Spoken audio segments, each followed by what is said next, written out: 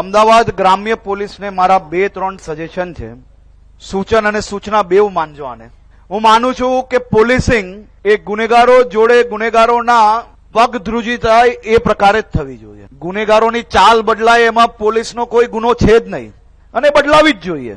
એ police સ્ટેશનમાં જે કોઈ પોલીસ ત્યાં ડ્યુટી પર છે એ પોતપોતાની સમજ ને ઉપયોગ કરીને સામાન્ય નાગરિકોને પોલીસની ડર નહીં પણ ગુનેગારોને પોલીસની ડર રહે તે જ પ્રકારનો વ્યવહાર એ અમદાવાદ ગ્રામ્ય પોલીસનો ભવિષ્યની અંદર નીચે સુધી જશે તેવો મને વિશ્વાસ છે. હું એવું માનું છું કે કિલોમીટરો દૂરથી કોઈ ગ્રામથી કોઈ વડીલ દાદા દાદી એ પોલીસ સ્ટેશન સુધી પહોંચે તો એ પીઆઈ પોતાની ખુરશી પરથી ઉભા થઈને એક પાણીનું ગ્લાસ કદાચ આપી લેશે ને તો એ ઉંમરલાયક દાદા દાદીના મનમાં પોલીસ પ્રત્યેની શ્રદ્ધા અને પોતાને બચેલું જીવન જીવવાની તાકાત એ વધુ મજબૂત થશે.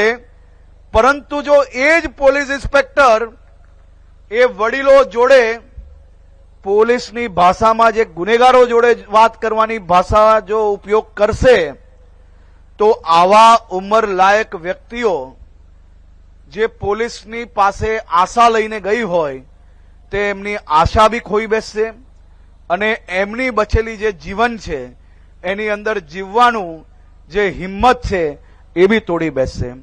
તો પોલીસ ગુનેગારો જોડે હજી વધુ મજબૂતાઈથી, ગુનેગારો જોડે હજુ વધુ કડકાઈથી કામ કરે, પરંતુ મારા અમદાવાદ જિલ્લાના નાગરિકો જોડે વધુમાં વધુ પ્રેમથી વર્તે તેવી બી હું આપ સૌને શુભકામનાઓ આપવા આવ્યો છું.